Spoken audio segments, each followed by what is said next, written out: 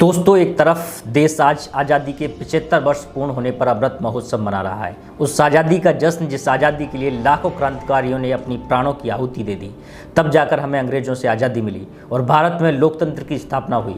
वहीं दूसरी तरफ आप देख रहे हैं कि कैसे राजनीतिक पार्टियों और राजनेताओं द्वारा लोकतंत्र को खत्म करने का प्रयास किया जा रहा है। कैसे विधायकों की खरीद फरोख्त कर डर व लालच के द्वारा चुनी हुई सरकारों को गिराकर जनता द्वारा दिए गए जनादेश का अपमान कर लोकतंत्र को खत्म करने का प्रयास किया जा रहा है। भारत में लोकतांत्रिक तानाशाही है, ये बात कही जाए तो इसमें कोई अतिशयोक्ति नहीं होगी।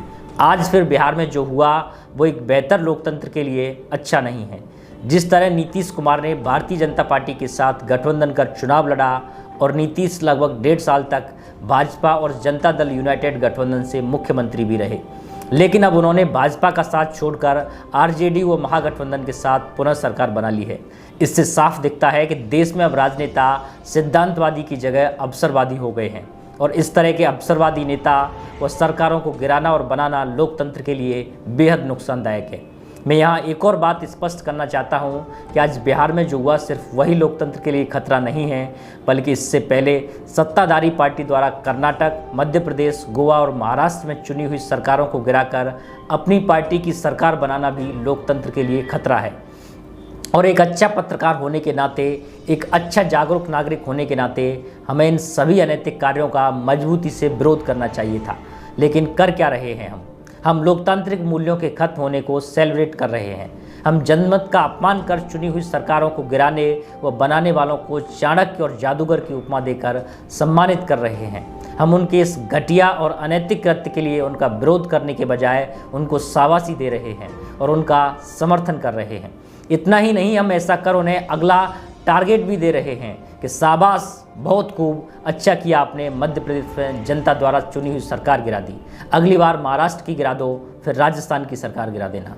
वहीं इस पर हमारे पत्रकार साथी भी दो खेमों में बंट चुके हैं। एक खेमा वो है जो सत्ताधारी पार्टी द्वारा कर्नाटक, मध्य प्रदेश, गोवा व महाराष्ट्र में सरकार गिराकर बीजेपी की सरकार बनाने को मास्टर स्ट्रोक बता रहा था, और आज बिहार में नीतीश कुमार द्वारा सरकार गिराकर महागठबंधन के साथ सरकार बनाने पर नीतीश को पलटू राम और न जाने क्या क्या घटिया शब्द इस्तेमाल कर रहा है। वहीं दूसरा खेमा है जो महाराष्ट्र, मध्य प्रदेश व कर्नाटक में सरकार गिराने का तो विरोध कर रहा था, लेकिन आज बिहार में जो कुछ हुआ उसको नीतीश कुमार का मास्टर स्ट्रोक बता रहा है और साथ ही तमाम तरह की उपाधियों से नीतीश कुमार को अलंकृत कर रहा है। लेकिन मैं आपको बताना चाहता हूं कि न तो जो मध्य प्रदेश, कर्नाटक और महाराष्ट्र में हुआ था वो मास्टर स्ट्रोक था, और ना ही आज जो बिहार में हुआ है वो मास्टर स्ट्रोक है। ये कुछ है तो वो है सत्ता के लालच में किया गया जनमत और लोकतंत्र का अपमान। मैं देश की जनता से, आप सभी से कहना चाहता हूं कि लोकतंत्र को खत्म करने के हर प्रयास का मजबूती से विरोध करिए, ना कि इन घटिया लोगों को चाणक्य व जादूगर की उपाधि देकर इनका समर्थन, और ना ही मनोरंजन करिए इन पर बने मीम को फॉरवर्ड कर, वरना देश की हालत अंग्रेजों के समय से भी बदतर होने वाली है। और एक और बात, गोरे अंग्रेजों की गुलामी को तो भारतीय लोग आसानी से समझ गए, लेकिन इन काले अंग्रेजों की गुलामी को तो इतनी जल्दी से महसूस भी नहीं किया जा सकता, क्योंकि भारतीय मीडिया आपका ब्रेन वॉश करने के लिए तैयार बैठा है। अब आपको कुछ पत्रकार बंधुओं द्वारा बताया जाएगा कि कैसे एक भी बार पूर्ण बहुमत न मिलने पर भी नीतीश कुमार 8 बार मुख्यमंत्री बने। तो वहीं कुछ पत्रकार बताएंगे कि पलटी मारना तो नीतीश कुमार की फितरत रही है।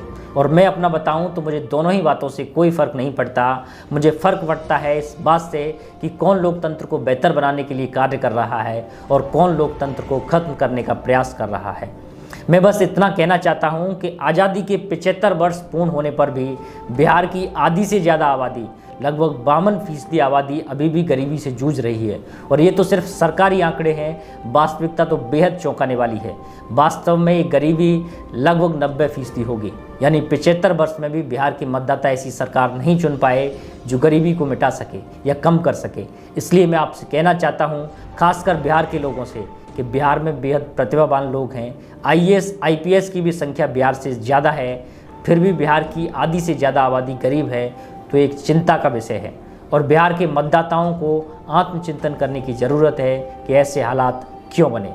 सोचिएगा ज़रूर। जय Hind, Vande Mataram.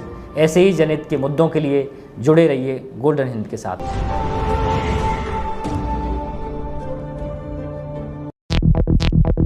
Solis tractor. Japanese aerodynamic style S, इसका एडवांस्ड 4-wheel ड्राइव और Japanese E3 इंजन देता है एक्स्ट्रा पावर, टॉर्क और माइलेज का विश्वास। Speed plus transmission, 10 forward 5 reverse gears के साथ। नेक्स्ट जेन हाइड्रोनिक से हो हर काम आसान। इंटरनेशनल सिग्नेचर LED लाइट्स, 5 साल की वारंटी। 130 से भी ज्यादा देशों में मौजूद जापानीज टेक्नोलॉजी ने बनाया है सोलिस ट्रैक्टर को खास। जहाँ जहाँ जितू वहाँ उसके जापानी दोस्त। जब जापानी विज्ञान और तकनीक दोनों हमेशा आपके साथ रहेंगे तो तरक्की है पक्की।